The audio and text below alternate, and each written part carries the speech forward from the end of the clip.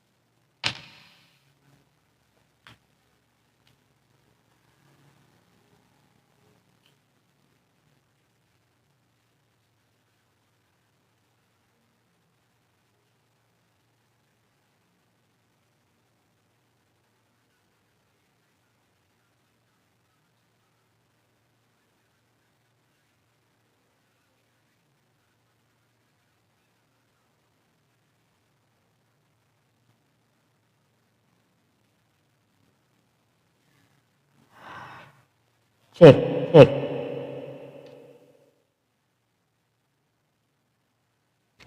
Cek, cek. Tes, tes. Oke. Suara saya kedengaran ya? Tes, tes. Oke. Suara saya.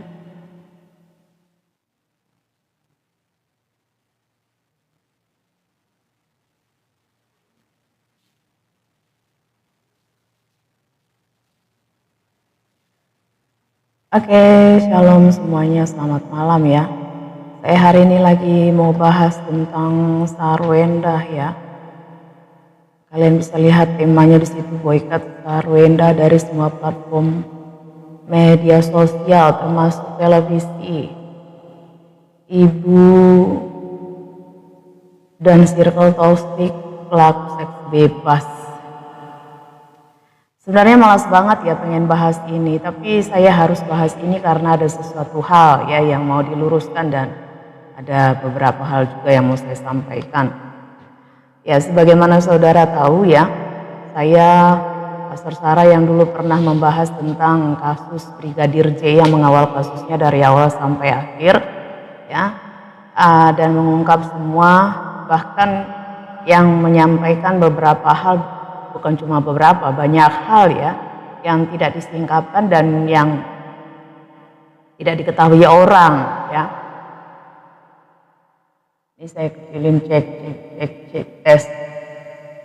Oke.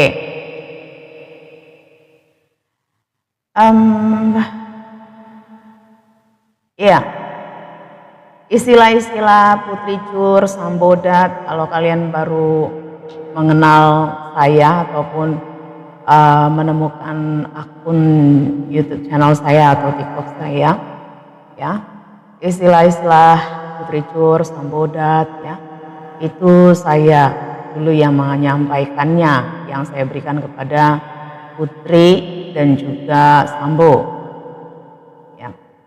Ini suara saya kebesaran atau kekecilan ini? Kebesaran, cek. Nah, jadi begini, ya untuk kalian yang juga baru melihat saya, kalian bisa lihat ya, saya sebenarnya bukan dukun, saya juga nggak mau disebut dengan anak indigo, saya hanya seseorang yang dikaruniai saja, ya dikaruniai oleh Tuhan lah gitu ya, untuk orang bilang sense gitu. Sebenarnya saya sendiri tidak ada jerih payah atau upaya atau mengusahakan yang setiap hari yang sudah pasti bisa gitu. Kalau memang ada yang ingin Tuhan singkapkan atau yang saya ingin cari tahu sendiri, itu akan muncul sendiri, baik lewat mimpi ataupun lewat vision ya, penglihatan seperti itu. Nah jadi kalian sudah tahu nonton Rame ya, saya putar dulu, ini bisa nggak ya ditampilkan? Karena saya udah menampilkan TikTok saya, jadi saya nggak tahu bisa nggak ini diputarkan. Kecuali saya mute-nya saya.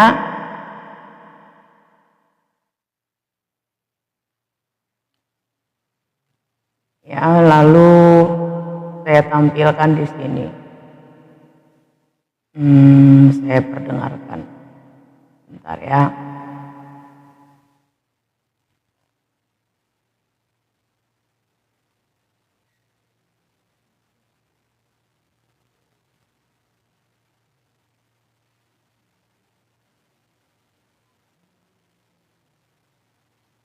Dibayar nggak nih? Dibayar sama mantan suami bukan? Boleh dong makan. Nah, Ya, ya hina itu. Dan itu saya adalah bapak dari anak. tuannya maafin si Najis ya. No Najis. Kita mulai dari mana ya? Dari sini mungkin ya. Tadi saya udah siapin sih. Oh ini. Ayo guys, kalian beli aja yang sambal. Kedengaran nggak ya? Karena punya itu rental jarang banget. Berangkat butut. Aku juga nggak butuh duit. Oh ya nggak kedengaran di sini. Coba.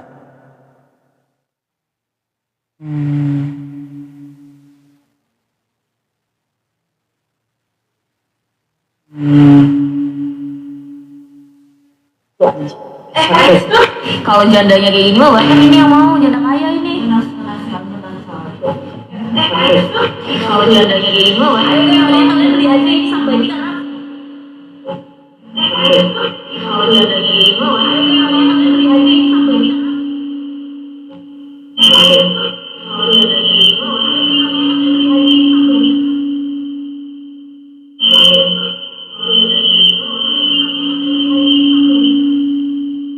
Ya nggak bisa ya. Jadi coba harus saya ini dulu. Oh, ini berisik jadinya. Oke. Kayaknya saya harus share. Punya itu rental jarang banget. Berangkat butut. Ini. Aku juga nggak butuh duit kok.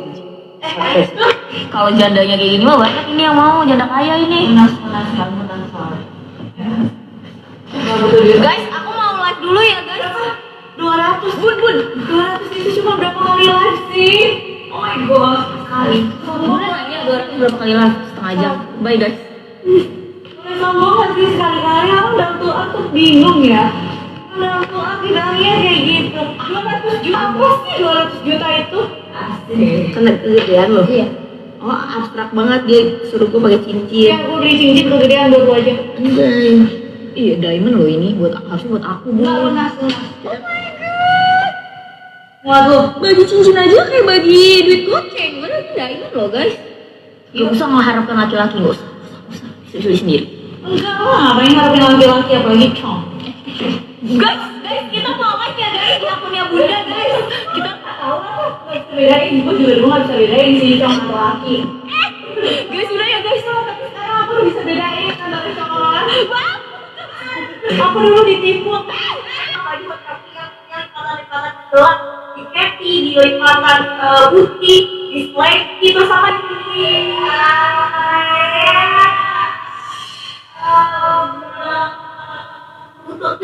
Aku juga nggak butuh duit kok. Sorry. Sebenarnya banyak yang mau ngobrol, cuman kita harus kerja ya. Oh nggak apa-apa, aku Nggak kerja dulu, cari duit halal ya kan. Ngapain ngarepin duit dari orang ya kan. Ayo guys. Nah itu ya. Terus saya munculkan lagi diri saya.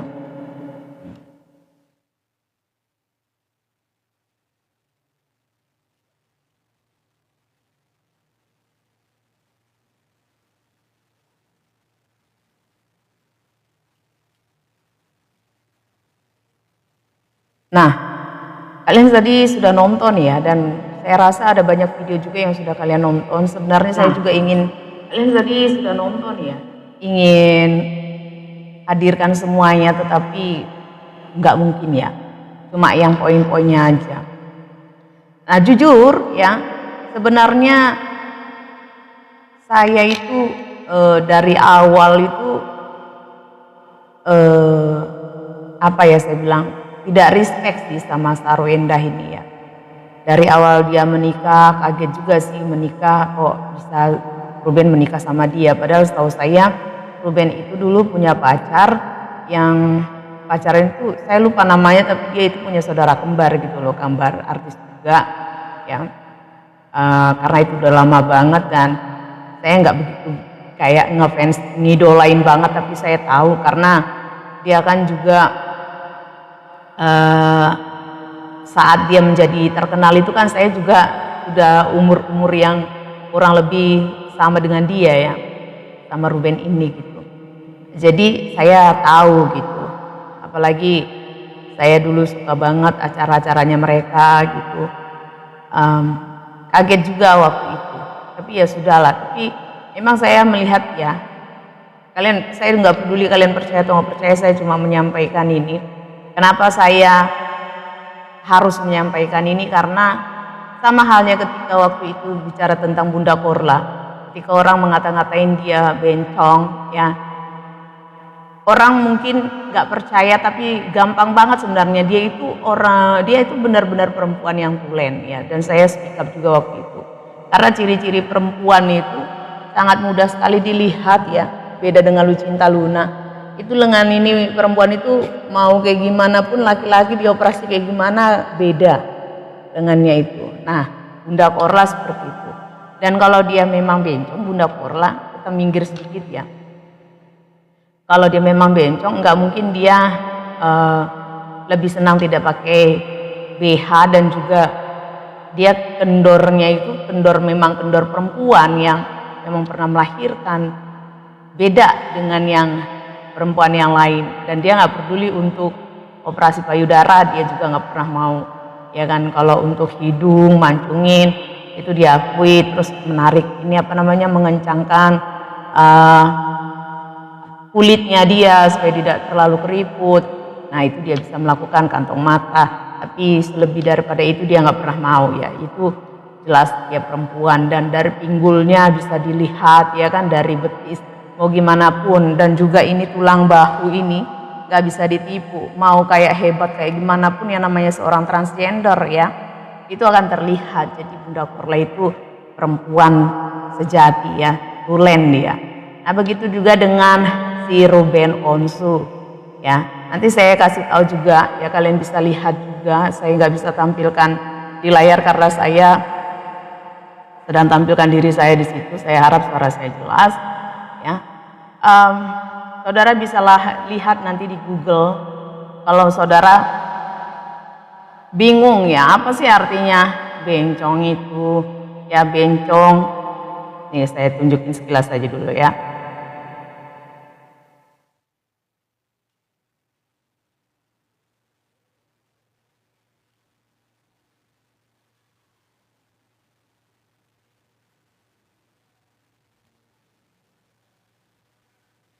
Nah, kalian lihat di situ ya. Kalian cari tahu bencong itu apa. Kalian bisa lihat dari sini ya. Atau kalian juga nanti klik di sini, banyak pilihannya. Wikipedia gitu ya. Nih, dari Kamus Besar juga ya. Nih, sebenarnya tidak salah memanggil wanita pria waria, ya pria atau waria atau transgender dengan sebutan bencong. Jadi sebenarnya untuk sebutan bencong itu ya, kembali lagi, sebutan bencong itu untuk orang-orang waria, laki-laki yang berdandan seperti wanita ya, wanita tapi pria gitu, itulah waria ya. Wanita tapi pria, tampilannya sepertinya wanita tapi sebenarnya pria. Laki-laki yang suka berpakaian wanita, berkelakuan seperti wanita, bahkan dia transgender, mengganti kelaminnya menjadi wanita, itulah sebenarnya bencong atau banci ya. Jadi kalau kita kembali ke perkataan si Sarwenda,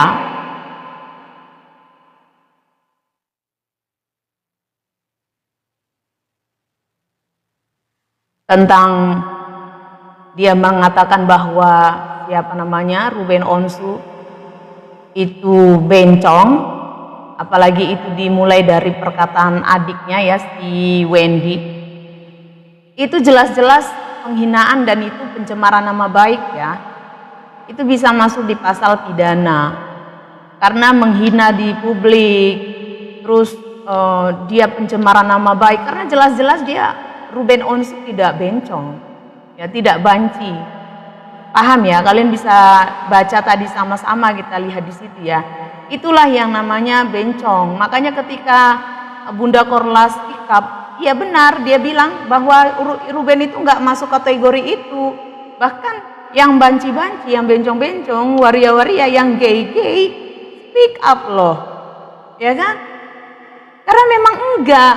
Nah ini juga supaya kalian memahami ya, karena banyak orang-orang awam yang nggak ngerti bencong itu apa sih. Ada yang bilang bencong itu beda dengan banci, yang enggak, bencong ya banci, banci ya waria, waria ya transgender gitu loh. Cuma bedanya yang kategori bencong ini kan ada orang yang radikal, radikalnya yang totalitas, yang sampai dia mengganti kelaminnya, sampai dia trans gitu. Tapi kan Ruben Onsu enggak. Nih, saya kasih tunjuk lagi ya. Orang bilang waktu dikatakan lagi, kalau dia memang bencong, kok dia punya anak. Terus ada pembelaan untuk orang-orang yang ngefans banget sama si Sarwenda ya. Ini kalian bisa juga orang infotainment, kalian potong dari video saya untuk mengedukasi semua orang ya. Bahwa memang ini sangat bisa masuk penjara banget. Kalau saya bilang sih, udah selesaikan aja, masuk penjara aja. Ini sudah nyata, telat, hukumnya pidana. Saya setuju sekali, jangankan diboikot. Ini bahkan hak asuh itu nggak pantas untuk di Sarwenda gitu. Dia sangat toksik, keluarganya toksik ya, dan tidak membangun sekali untuk mental dan moral anaknya. Ini salah satu aja, dia tidak membuktikan bahwa dia itu seorang perempuan yang berperilaku baik atau orang yang beragama. Padahal katanya dia seorang Katolik yang taat gitu kan. Tapi enggak, sorry ya, saya bukan mau menghina seseorang karena ini bicara tentang oknum ya. Karena saya pun kan Kristen, tapi ini saya nggak suka dengan orang-orang model seperti ini. Sekali lagi, Kristen bukan Katolik, Katolik bukan Kristen ya. Dan saya nggak apa ya namanya, ini penuh pencitraan. Dari dulu saya melihat dia itu orang yang penuh kemunafikan, orang yang tidak bisa dipercaya ya. Itu yang pertama kalian harus tahu tentang si Sarwenda ini. Dan ini tentang perkataan dia yang mengatakan si Ruben Onsu itu bencong, baik adiknya, itu bisa masuk dalam pasal pidana. Jadi untuk infotainment ya, dan ini akan saya bikin video juga persingkat supaya ini juga akan terus viral. Saya nggak butuh untuk subscriber, follower ya, nggak butuh untuk terkenal atau seperti apa. Tapi saya cuma kasihan saja untuk si Ruben Onsu. Saya kasih tahu terlalu banyak drama di dalam hidupnya rumah tangga mereka ini, dari mulai si Sarwenda ini masuk ke dalam kehidupannya si Ruben Onsu ya. Dan saya mengikuti, bahkan saya menawarkan diri saya waktu itu untuk menjadi solusi. Nah yang pertama ini tadi ya, itu jelas dia masuk dalam pasal pidana, menghina di publik. Ya itu penghinaan di publik, itu udah jelas penghinaan dan undang-undangnya IT, ya ITE gitu ya. Dan kalian bisa lihat tadi, apapun ceritanya, mau dari gimana pun seginya, itu si Ruben Onsu enggak masuk di kategori itu. Dia bukan bencong ya, bukan banci, bukan waria, bukan transgender apalagi ya. Terus ada yang pihak yang pembelanya si Sarwenda yang mengatakan, oh belum tentu itu kan anaknya bayi tabung, belum tentu juga dia mampu berdiri. Nih saya kasih tahu ya, coba kalian tanya sama dokter ya, atau di Google lagi kalau kalian nggak ngerti, ada Halo Dokter. Yang namanya banci, yang namanya waria, yang namanya transgender, ya bencong, itu nggak akan punya sperma yang bisa menjadi membuahkan embrio yang menghasilkan bayi. Kalian bisa lihat di situ ya. Nih kalian cari lagi, ya. Cluenya di situ. Nanti kalian lihat di situ. Apakah bencong punya sperma yang sehat untuk melahirkan bayi, ya?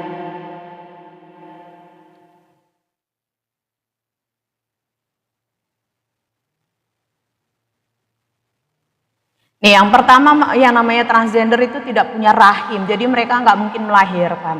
Nah, kalaupun nih tidak bisa mengandung, kualitas sperma menurun. Tuh, kalian bisa lihat nih, saya tunjukin ya, kualitas sperma menurun. Jadi nggak bisa namanya itu untuk menghasilkan bayi, sekalipun diproses pakai bayi tabung, dia nggak akan bisa. Nih.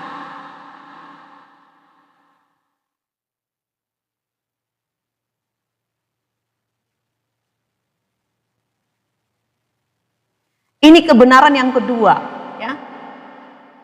Lihat nih, kalian bisa lihat sendiri, apakah bencong punya sperma yang sehat untuk melahirkan bayi? Itu cluenya.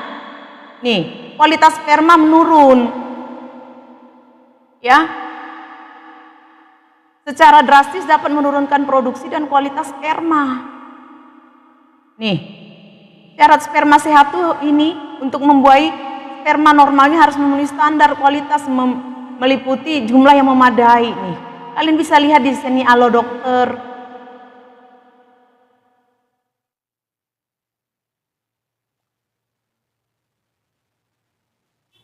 Nih, lihat ya, potensi kelayakan untuk keturunan jika transpuan, ini bicara tentang transgender. Jadi laki-laki yang menjadi perempuan, ya, pindah ganti kelamin menjadi perempuan, yang belum menjalani operasi permanen dan masih punya testis, dokter biasanya menyarankan untuk menyimpan sperma, dibekukan dulu nih spermanya di bank sperma sebelum mulai terapi hormon. Jadi diterapi dulu, karena apa? Karena spermanya ini kualitasnya menurun, paham nggak? Harus melakukan terapi hormon testosteron, karena biasanya orang yang bencong itu, waria, transgender itu melakukan terapi hormon estrogen, ngerti nggak? Jadi testosteronnya itu, kualitas spermanya itu menurun, sekalipun dia punya testis, dan tidak mungkin dia terangsang dengan laki.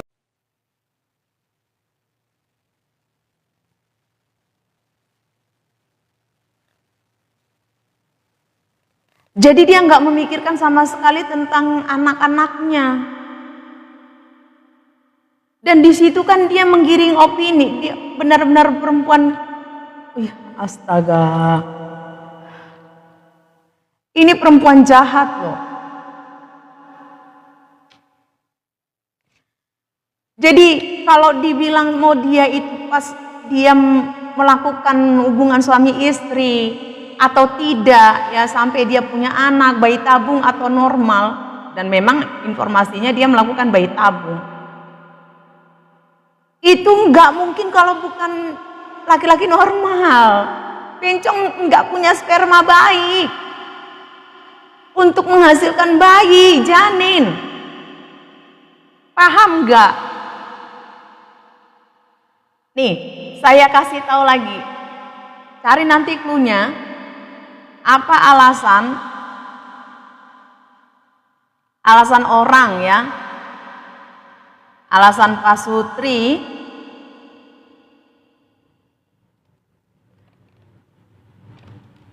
mengambil langkah bayi tabung.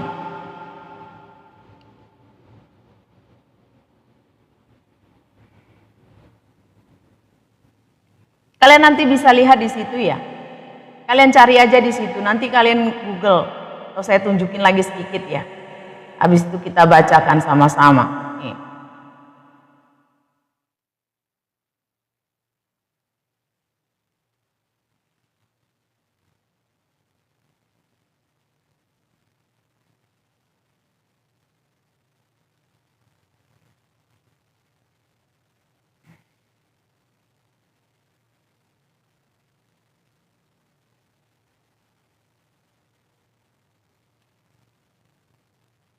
Kalian baca di situ ya? Oke, baca sama-sama. Nih. Oh, sorry. Yang mana ini tadi? Alasan. Ya.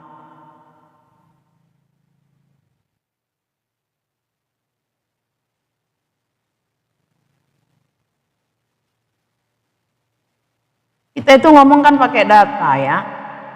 Bukan asal-asal memfitnah orang. Nih lihat. Alasan Pak Sutri, walaupun sama aja sini, mengambil langkah bayi tabung.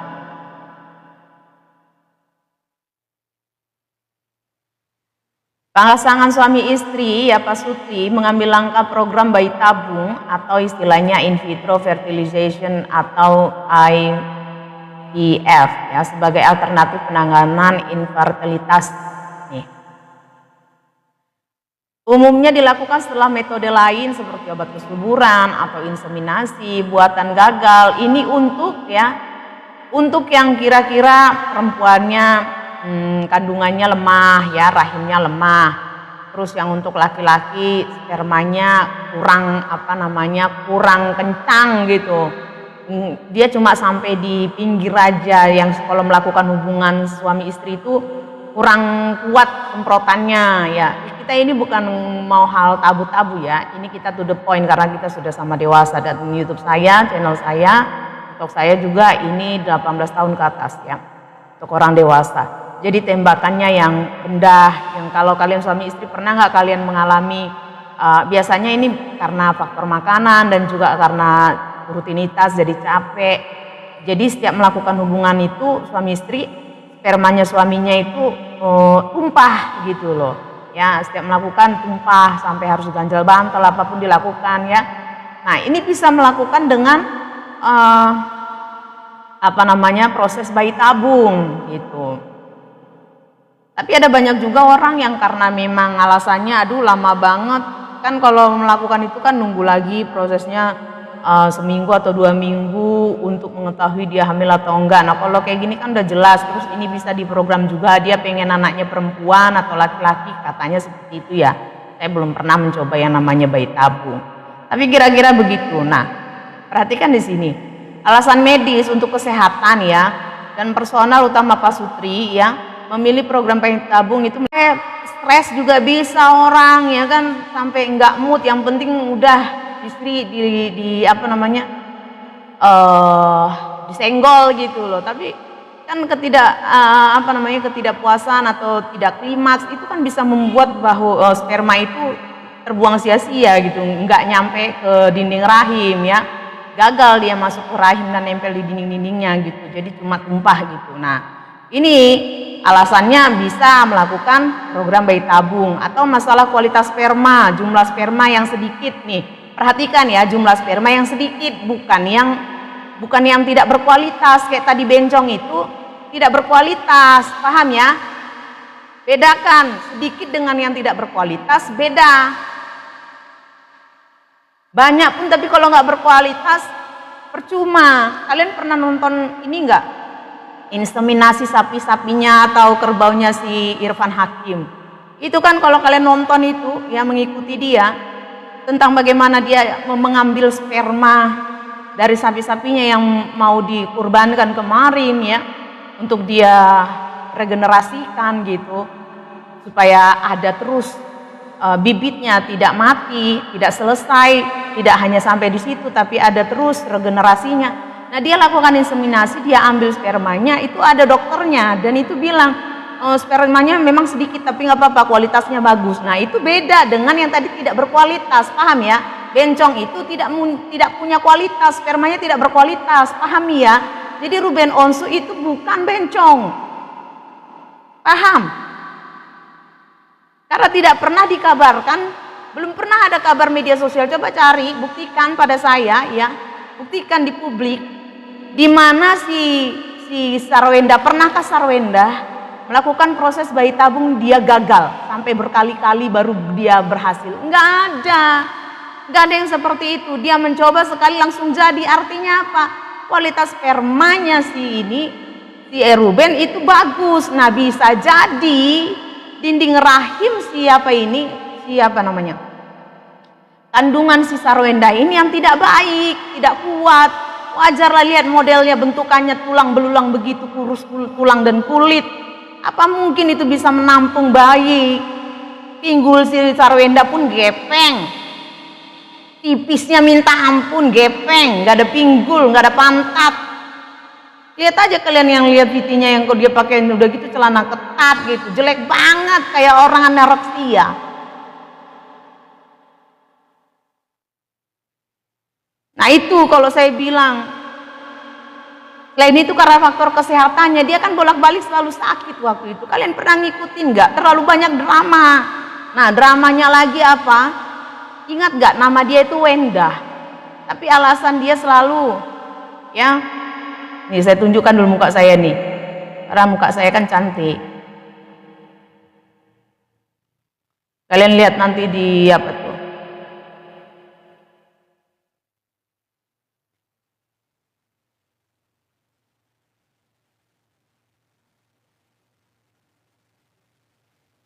Kalian lihat di Google itu nanti, ya. Jadi siapa ini namanya, si Sarwenda ini, ya, sampai saya susah ngomongnya karena dia bukan orang yang terkenal banget. Dia juga dikenal karena Ruben Onsu, ya. Siapa yang kenal dia? Saya juga nggak ngerti yang namanya personil Cherry Bell dulu, apalagi saya nggak suka yang namanya girl band, ya apa gitu, perempuan entah lah ya. Itu secara objektifnya, subjektifnya saya ya. Nah jadi dia itu terlalu banyak drama. Pertama, drama sakit-sakitannya, selalu sakit-sakitan. Jadi itu alasannya kalau saya bilang sih, itu yang alasan dia membuat dia harus melalui bayi tabung karena dia sangat tidak sehat dengan kondisi fisik dia ya. Saya bilang bukan perempuan normal ini orang. CAT ini. Apa namanya? Itu kan lupa lagi si Sarwenda. Dari bentuknya aja seperti orang, maaf nih ya, saya bukan mau menghina orang difabel, tapi kayak orang difabel. Tahu nggak? Anoreksia. Kalian lihatlah model-model. Nanti saya posting lah anoreksia itu kayak gimana sih. Kayak si ini banget. Ya dulu bagaimana drama queen-nya itu dia selalu sakit-sakitan. Sampai diganti namanya jadi Sarwenda. Itu sampai nanya orang pintar loh, orang ahli spiritual. Ya itu drama yang pertama, mengubah namanya Sarwenda. Terus dramanya terlalu banyak lagi, sakit-sakitan lagi, sampai alasan apa? Pindah rumah, cari rumah yang lebih besar lagi. Padahal dia sebenarnya yang pengen gaya hidup mewah. Kalau kayak mau dia kan suka main racin-racin kan ala-ala CEO gitu kan. Di Gio-nya itu kita, kalau kalian nonton yang racin itu kan ada istilah gini, bebek mau jadi burung phoenix. Dia itu kayak gitu. Itu kalau orang Medan bilang, atau orang Jakarta, Medan lah ya, itu Cina kebun sayur, Cina miskin. Ngerti nggak? Si Sarwenda itu Cina miskin.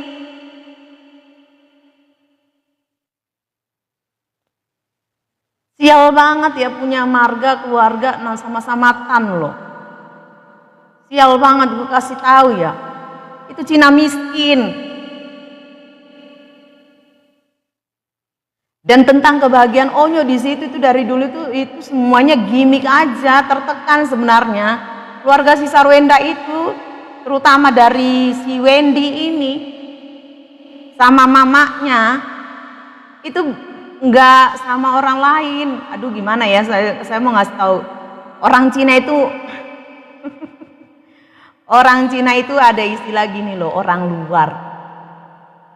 Mau itu anak angkat, mau itu anak sendiri, selama itu kamu bukan Tenglang, bukan orang Chinese asli, tapi kamu itu kalau mereka bilang istilahnya feng shui itu jelek banget sebenarnya. Wana. Nah, itu non pribumi, pribumi yang bukan orang-orang Chinese ya, namanya wana, istilahnya wana. Itu bagi mereka itu orang luar. Mereka nggak mau itu harta warisan itu ada di situ, apalagi Onyo itu laki-laki. Banyak drama juga di situ. Ya. Jadi itu kebahagiaan Onyo di situ itu gimmick.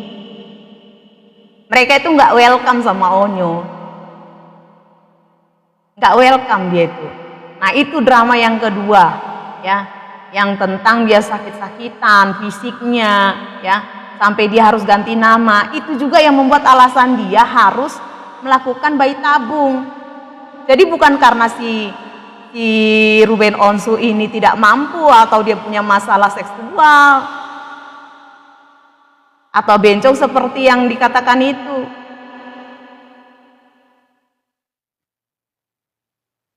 Nih, kau yang gila, kau pelacur, aku kasih tahu kalau situ di Sarwenda itu lonte. Nih, Sarwenda itu lonte. Buktinya Sarwenda lonte, nanti saya kasih tahu. Nih ya, terus sudah gitu yang drama yang pertama yang sakit-sakitan, terus sampai dia ganti nama jadi Sarwenda, dari Wenda menjadi Sarwenda. Terus yang kedua, dia itu drama lagi, sakit-sakitan, terus dia melihat yang hal-hal mistik, katanya lantainya ada darah. Tapi si yang lain nggak lihat, cuman dia doang gitu kan.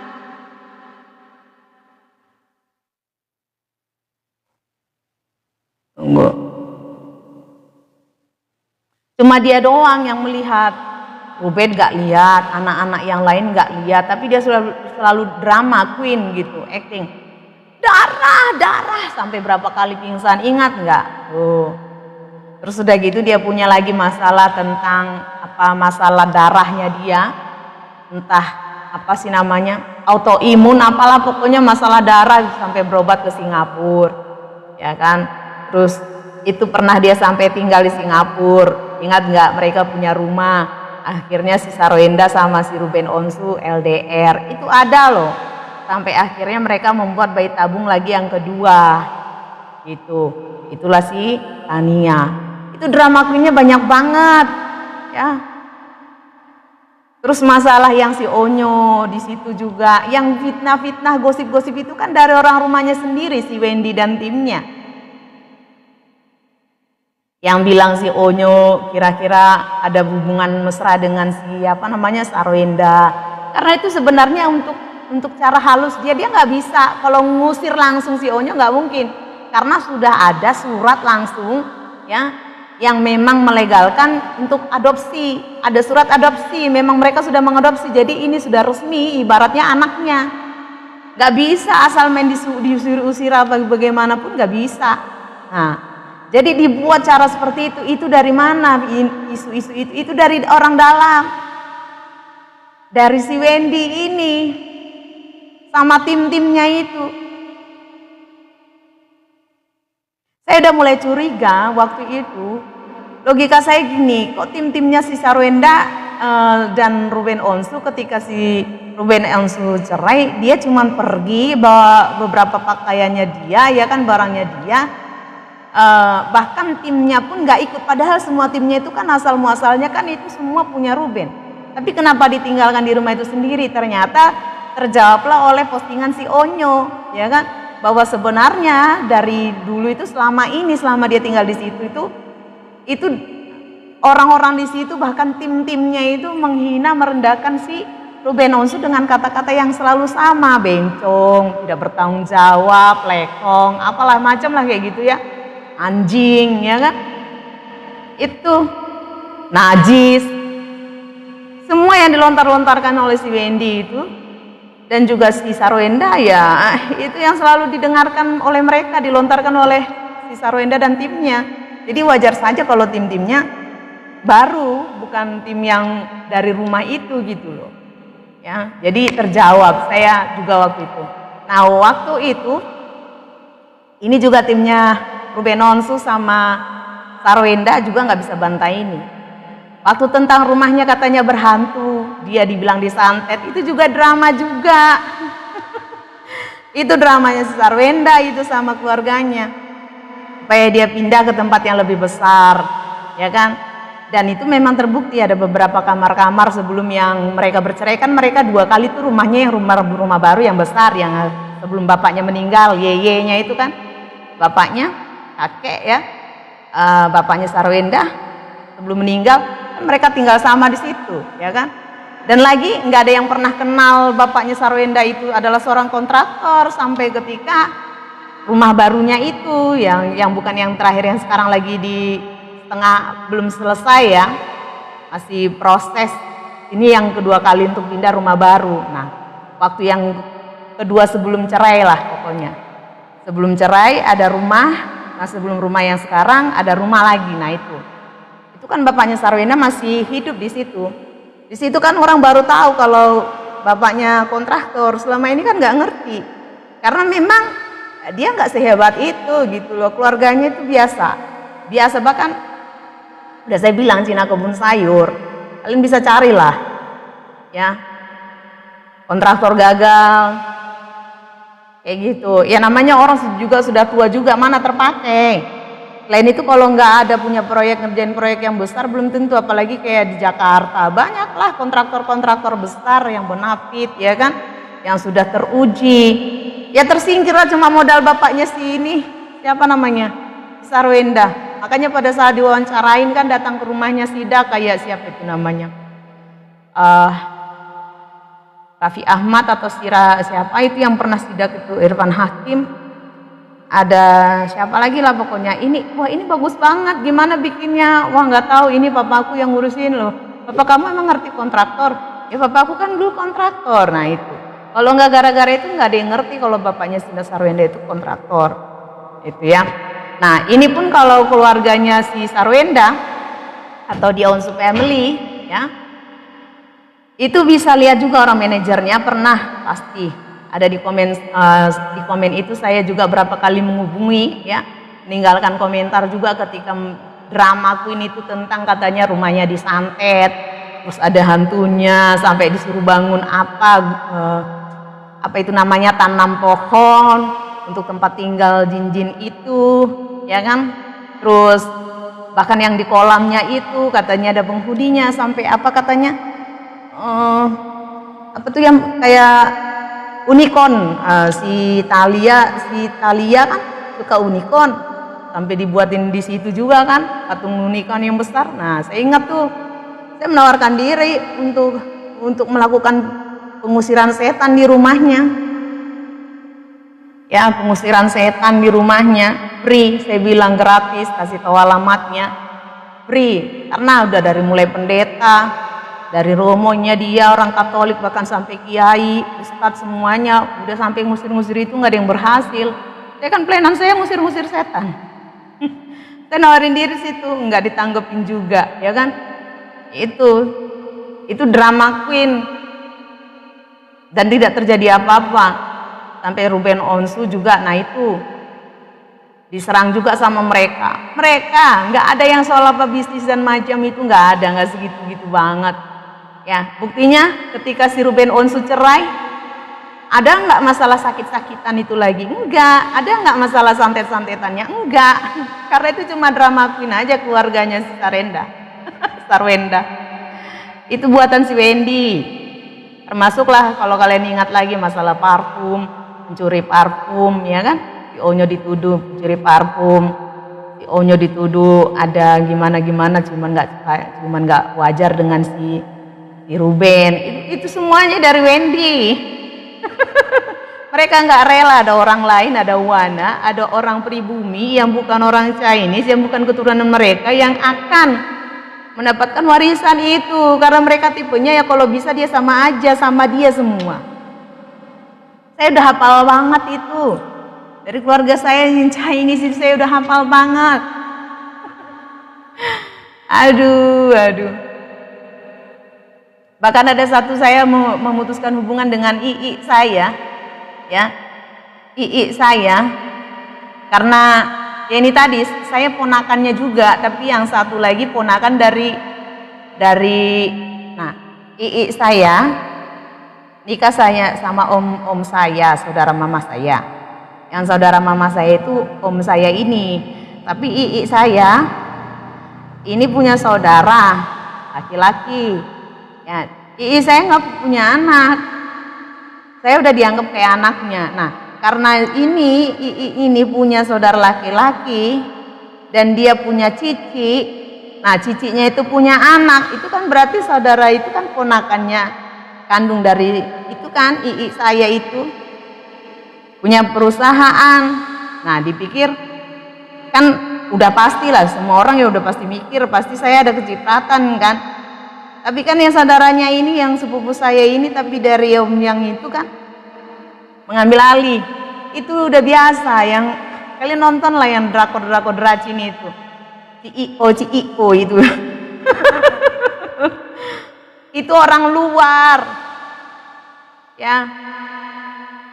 Jadi itu istilah-istilah orang luar itu masih berlaku, maupun orang Cina Toto sampai Cina modern sekalipun omongannya aja itu nggak ada yang namanya benar-benar ikhlas kayak gini. Waktu pandemi kalau nggak salah.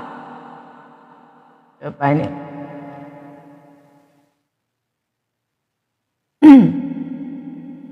Waktu pandemik itu kan ditanyain, terus ini gimana, apalagi si Ruben sakit waktu itu ya.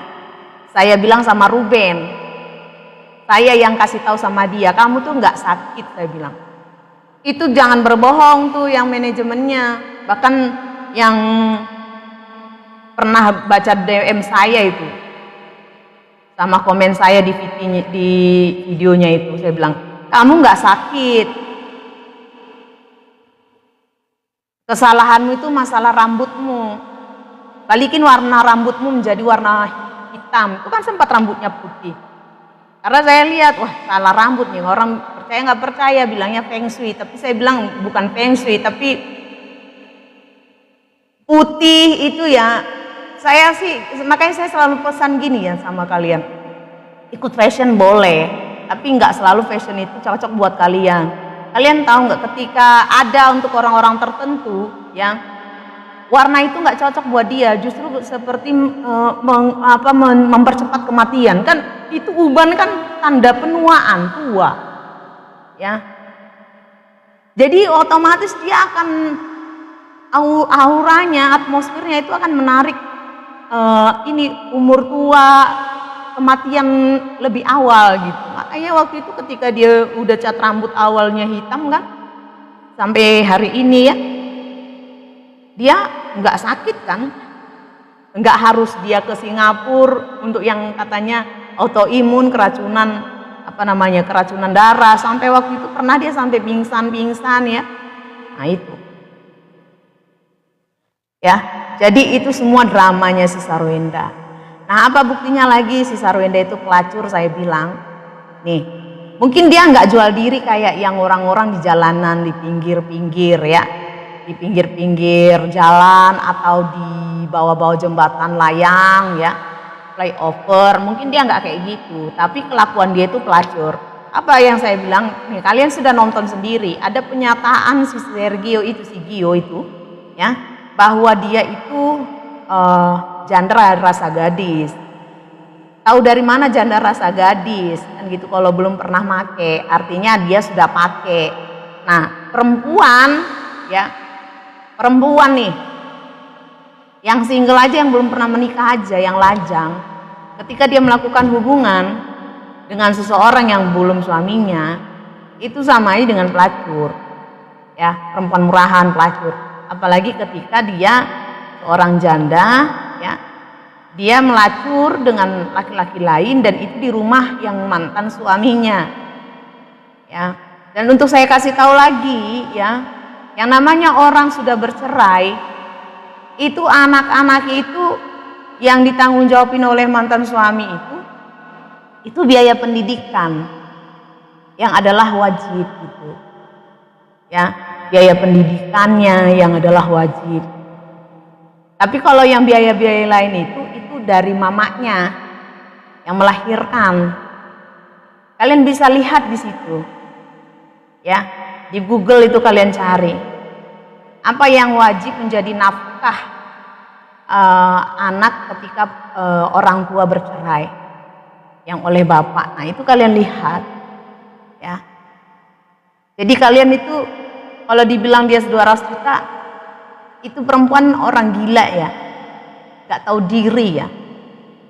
Karena siapa lu gitu loh kalau dipikir-pikir. Siapa lu harus dinafkahi si Ruben. Bahkan urusan listriknya, rumahnya tinggal, kayak apapun itu gak ada urusan sama Ruben sebenarnya.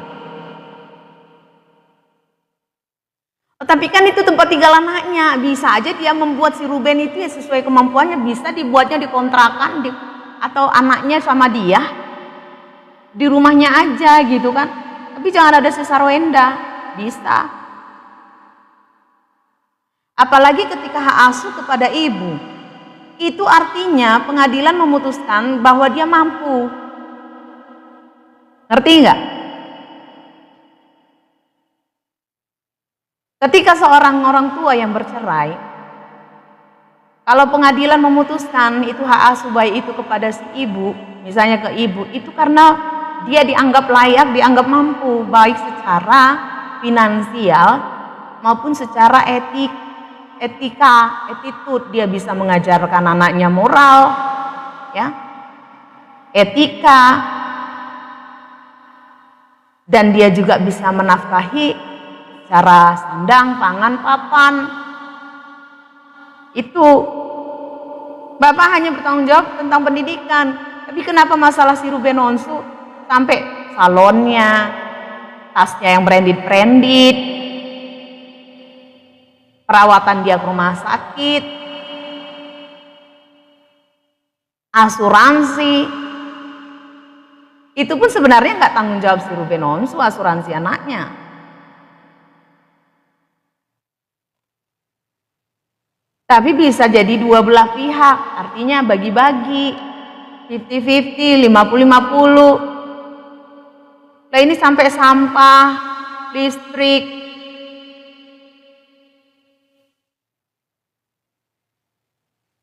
Untuk saya bukan soal istrinya Ruben Onsu. Kalau saya istrinya Ruben Onsu, saya cut itu semua nomor rekening. Nggak bisa. Siapa lu gitu? Ya kan? Terus yang kedua lagi, kalau kalian lihat video-videonya lagi ya, tanda Sarwenda ini kelakuannya pelacur. Selain dari pernyataan si Sergio itu, dia ini janda tapi rasa gadis. Maksudnya apa? Sempit gitu. Biasanya sama tante-tante. Oh iya, saya kasih tahu sebelumnya ya. Sergio itu yang saya lihat dari pertama dia muncul, ini penglihatan yang saya dapat. Dari pertama dia muncul, saya kan udah gak respect nih sama siapa namanya, si Sarwenda. Nongol lah tapi itu karena saya sering nonton si Onyo, anak-anaknya, Ruben Onsu, ya kan. Saya senang dari dulu, tapi nggak senang ketika kameramennya si Ruben Onsu itu lebih gacor, lebih heboh. Gak suka saya kayak rame sendiri. Saya berapa kali komen di situ. Tolong jangan menjadi pusat perhatian. Kenapa kameramen yang jadi pusat perhatian gitu ya? Gak enak juga lagi kedengaran suaranya kayak ingus penuh gitu. Gak suka. Ya. Tapi ya itulah. Nah, jadi nongol lah itu si Sarwenda kan dengan si si Gio ini waktu itu awal itu. Yang lucunya lagi ya, saya kasih tahu. Itu masih kalau orang bilang belum selesai masa idah ya. Kok udah dia berhubungan DVT-nya itu selalu dia dengan si Sergio gitu kan. Alasannya dulu kan nggak mengakui tentang hubungan mereka ya kan. Tapi bilangnya ini Tante Wendy yang ngurusin ya, maksudnya si Wendy itu adiknya. Kan dia bilang Tante Wendy, Anti Wendy karena mengikutkan anaknya manggil dia kan gitu. Karena secara dia yang manajernya gitu yang ngurusin untuk dia. mau casting apa, mau jalan kemana, mau endorse siapa, di endorse siapa. Nah itu kan si Wendy yang ngurusin katanya kan gitu. Nah alasannya waktu itu bukan pacar, secara profesional aja katanya, ini cuma untuk kerjaan. Tapi kok ya jalan-jalan ke Tokyo, ke Jepang, terus ke Korea, macam gitu. Terus saya lihat tuh bahasa tubuh, kalian tahu bahasa tubuh? Kalau coba kalian ulangi lagi video si Sarwenda yang lama, yang pertama kali muncul dengan si Gio ini, itu muka Sarwenda itu sange banget gitu, sange banget. Tahu sange ya? Maksudnya berahi banget, horny banget, terangsang berahi gitu loh. Apa ya, kayak pengen banget, kayak lagi pengen banget gitu, pengen apa sih namanya, pengen ngentot banget gitu dengan si Sergio itu waktu itu. Video-videonya itu kelihatan tuh bahasa tuh, kan nggak bisa dibohongi ya.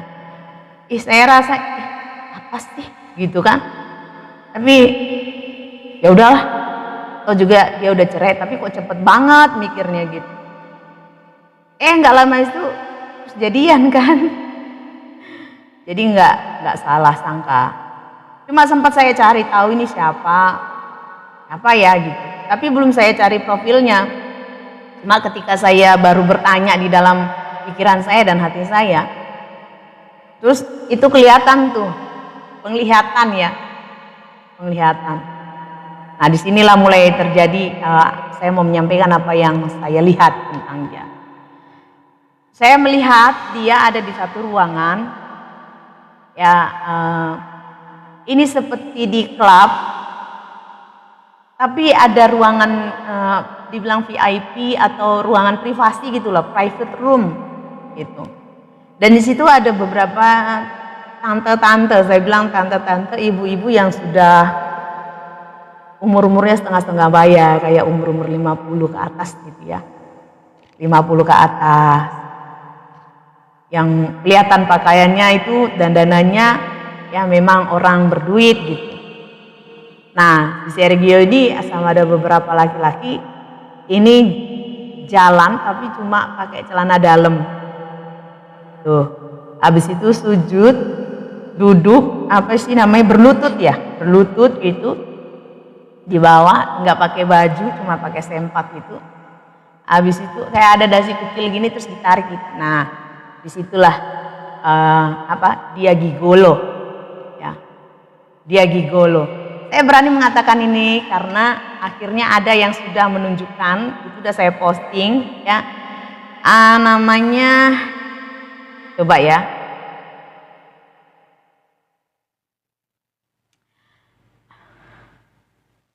saya bukakan dulu.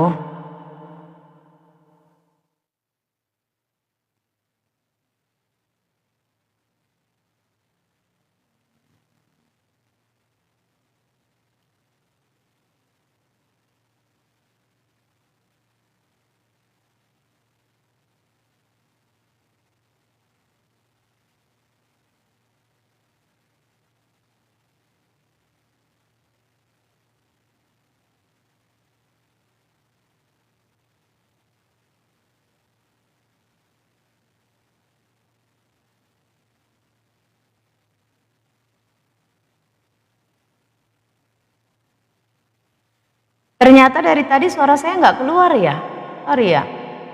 Duh, gimana sih ini?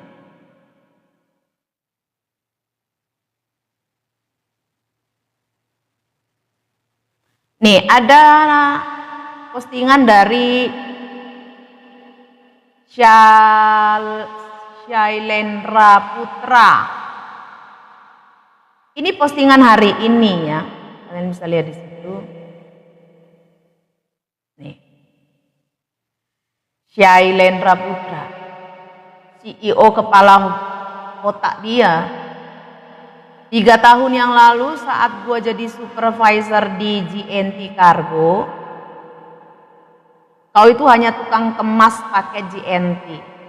Jadi dia, kalau kalian pernah kirim paket ke GNT, pakai GNT, itu ada orang yang packingin paket gitu. Misalnya paket kita ada yang ditimbang di situ dulu baru di packing, ya seringannya saya gitu sih.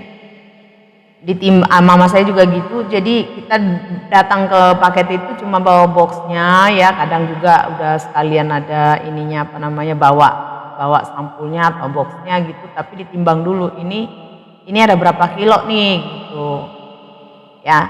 Nah terus ditimbangin, nah itu orang yang kemas paket JNT, nah itu dulu si Sergio itu, si Papio itu dulu kerjaannya nih, pengakuan dari Sailendra, ya, yang adalah supervisor di JNT Cargo.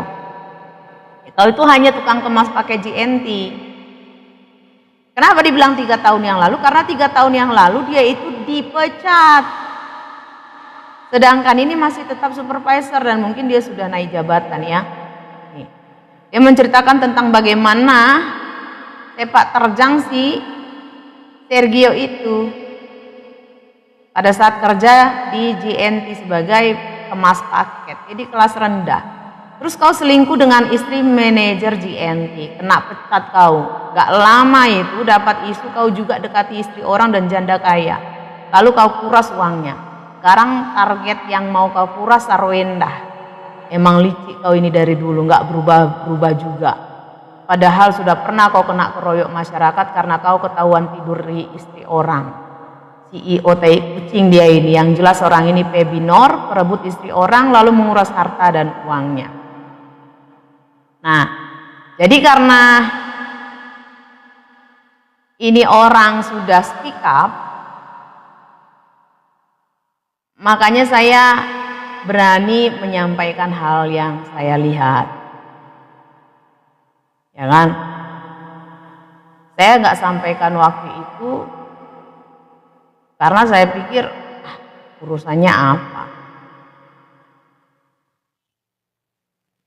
Ya udahlah, saya pikir gitu, urusan dialah, salahnya sendiri sih. Kalau si Sarwenda mau nikahi dia, tahu udahlah gitu. Jadi saya dulu waktu itu sangat menyayangkan sekali, ya. Jujurlah saya sangat menyayangkan kok si Ruben Onsu ini mualaf, ya. Dulu saya waktu itu sampai mau bawa, kalau nggak salah waktu itu, di sini masih ada judulnya yang terbengkalai, ya. Saya mau bahas tentang mereka perceraian itu, karena saya pun waktu itu tanda tanya ada apa ini gitu.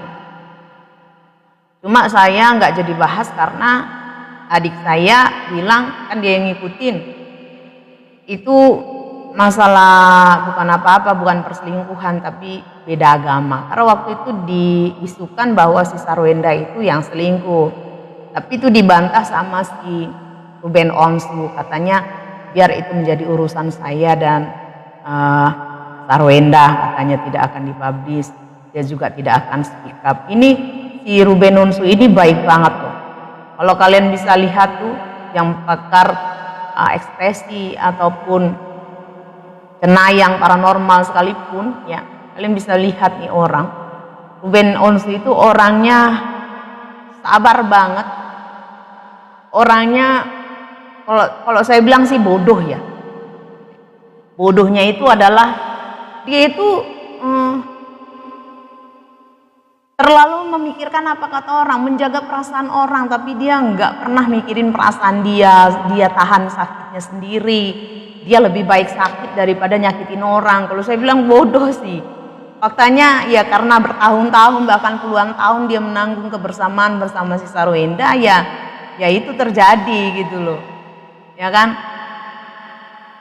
Kalau kalian perhatikan kenapa dia selalu menyibukkan diri, itu kalau kalian sadar ya, perhatikan dia dan hubungkan dengan masalah ini dan pernyataan Onyo, itu karena kalau di rumah itu bagaikan neraka. Jadi daripada dia selalu di rumah itu mendengar keributan, tidak membangun, toksik, dan itu cuma bikin dia semakin drop, ya kan? Lebih baik dia menyibukkan diri dengan kerja. Jadi di otak dia kerja. Dan yang memotivasi dia itu selalu anaknya. Makanya apa ya? Saya jujur awalnya itu saya ngerasa bego banget sih si Ruben ini kok sampai harus dia murtad, kenapa dia harus sampai Islam. Saya bilang dia memilih yang tepat ya. Karena wajar orang-orang yang kelihatannya beragama di lingkungannya dia, rajin melakukan kegiatan keagamaan ya, tapi justru tidak menunjukkan lewat perlakuan. Dia selalu direndahkan, harga dirinya dihancurkan, ya kan? Bahkan dia sampai kehilangan percaya diri di level itu loh, dia tidak percaya diri untuk anak-anaknya karena sampai anak-anaknya bilang, ayah ngapain ke makamnya Yeye untuk pencitraan ya? Coba, ini saya ada satu keluarga yang sudah bercerai dan suka menjatuhkan suaminya, mantan suaminya di depan anak-anaknya. Itu kalian sadar nggak? Ya, untuk secara psikologi, ini kalau ada psikolog, psikiater, pasti sepakat dengan saya ini. Ya, seseorang yang sudah broken home, udah jelas-jelas ya namanya orang yang bercerai orang tuanya, itu pasti broken home. Itu namanya broken home, ya kan? Orang yang sudah broken home, lalu kemudian dia hilang figur bapak, itu otomatis gambar diri pasti rusak. Dan kalau dia perempuan, ya percayalah ada dua hal yang akan bisa terjadi sama dia kalau dia ini nggak pulih loh. Kalau dia terus di dalam traumanya, dia terjebak dalam masa lalunya ini, karena ini akan jadi masa lalu anak-anaknya kan. Karena time is forward, jadi waktu itu akan berjalan, ya. Otomatis yang sekarang, ketika itu besok, itu kan yang sekarang ini akan jadi masa lalu, paham ya? Nah, orang yang mengalami broken home dan dia terjebak dalam masa lalunya, yaitu dia hilang figur seorang bapak, dia gambar dirinya rusak, percayalah akan terjadi dua hal ini. Pegang omongan saya. Jadi kalau kalian yang orang-orang yang punya masalah perceraian dengan suamimu atau istrimu, kalian pikirkanlah anakmu lebih lagi ya. Kalau kalian suka menjelek-jelekan mantan suami, mantan istri di hadapan anak-anakmu, dua hal ini pasti terjadi. Kalau anakmu perempuan, dua hal dia bisa alami, termasuk juga laki-laki, dua hal yang akan dialami. Yang pertama, dia akan mencari figur bapak dari orang lain. Figur bapak dari orang lain. Dan ini bisa ketemu orang yang salah. Dan ini sudah pasti dipastikan yang namanya figur bapak. Ini kebanyakan dari orang-orang yang umurnya lebih tua. Dia akan suka om-om. Dia akan bisa jadi simpanan. Bisa akan jadi pelakor. Karena haus figur bapak. Gitu. Atau dia ketika dia bertemu dengan laki-laki, dipikirnya ketika dia ditiduri itu udah pasti sayang. Dia dipeluk aja, dicium itu udah sayang. Sampai dia akhirnya akan, ya kalau ditiduri dengan banyak orang terus dia ditinggalkan, bisa depresi, bisa jadi dia jadi pelacur atau dia bunuh diri. Itulah dia. Atau yang kedua, dia akan bisa menjadi trans. Ya, dia akan benci yang namanya perempuan, benci sama mamanya tapi benci juga sama bapaknya, benci sama bapaknya sampai dia benci sama laki-laki. Makanya dia merasa dia harus menjadi bapaknya, dia menganggap bahwa laki-laki itu harusnya seperti ini. Maka dia akan membangun pribadi seorang laki-laki dalam dirinya. Akhirnya dia perempuan yang sikapnya, jiwanya laki-laki dan dia menjadi penyuka perempuan. Ya lesbian, laki-laki juga sama. Dan ini sudah mengalami penelitian, reservasi. Ya. Jadi kalau kalian sayang sama anak-anak kalian, kalau saya sih nggak peduli ya. Kalau saya bilang sama Ruben Onsu gini, oke lah kau sayang sama anakmu ya. Tapi kalau saya bilang gini, babi, kalau memang toh dia menjadi babi, mau kau sanjung-sanjung, mau kau bunuh diri pun untuk dia, babi tetap babi. Tapi kalau memang dia adalah berlian, sekalipun dia di tempat kotoran, apapun yang terjadi dia akan tetap jadi berlian. Tangkap nggak? Jadi kalau saya bilang kalau anak-anakmu ya kalau mau hancur, hancur aja. Kan si Sarwenda, apa yang dipusingin? Jadi kalau ada orang-orang netizen yang bilang, udah dimualafkan aja, itu bukan solusi. Lagian itu jahat. Akan membuat si Ruben Onsu jadi sangat tampak jahat. Kalau kalian sayang sama Ruben Onsu, jauhkan komen-komen seperti itu. Karena yang namanya Indonesia, apalagi Ruben Onsu, dan seharusnya ya itu hak beragama. Itu orang semuanya punya kebebasan, sekalipun orang tuanya Muslim misalnya. Anaknya bebas untuk beragama apapun.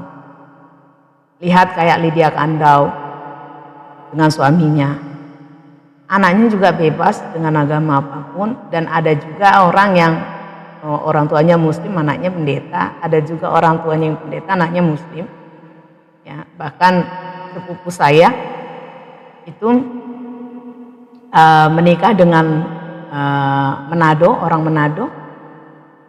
Itu kamu ya perjuangkanlah untuk hak asuh itu, karena saya bilang ini nggak pantas untuk menjadi hak asuh ya untuk Sarwenda. Lalu menunjukkan bahwa si Ruben Onsu punya masalah kualitas ya, kemampuan untuk menjadi suami ya, karena katanya di sini di agama manapun tugas istri untuk menutupi aib suaminya. Itu kan seolah-olah suaminya punya aib gitu ya, punya masalah kejantanan kan, itu brengsek. Dan saya kasih tahu di dalam Kristen nggak ada ceritanya menutup aibnya, menutup aib suami nggak ada. Katakan dia di atas dia, tidak di atas tidak ada yang mengajarkan seperti yang dilakukan oleh di dalam Islam ya, gibah, terus apa itu namanya, fitnah, nggak ada yang seperti itu ya. Yang ada adalah suaminya yang tidak kudus itu dikuduskan oleh istrinya. Artinya ya berjuanglah untuk suamimu kan gitu. Tapi apakah yang kau lakukan dalam memperjuangkan suamimu, Sarwenda? Kan enggak, kau menjatuhkan harga dirinya, moralnya, sampai dia tidak bisa mengangkat kepalanya di depan anaknya. Kau memang bukan manusia ya. Ini yang mau saya sampaikan. Sergio dia itu gigolo, dan kalau kalian lihat itu di mana itu di Google lagi, kalian cari aja nama lengkapnya itu ya, kalian bisa lihat, cari pacar Sarwenda, itu akan nongol namanya. Dan itu nama dia hanya muncul baru-baru saja, hanya ketika dia dekat dengan si Sarwenda. Dan saya bilang itu hubungan dia sama si Sarwenda itu sudah lama, bahkan sebelum si Sarwenda sama si Ruben bercerai. Itu bisa dibuktikan omongan saya, dan itu juga saya rasa sudah ada juga yang mengulik-ulik, menyenggol-nyenggol ya, karena logikanya begini. Di saat dia baru bercerai, belum selesai masa iddah, ini laki-laki muncul tapi dengan alasan pekerjaan profesional ya kan, tapi enggak juga karena dalam bahasa tubuhnya gimmicknya si Sarwenda sange banget ya, si laki-laki juga sange banget.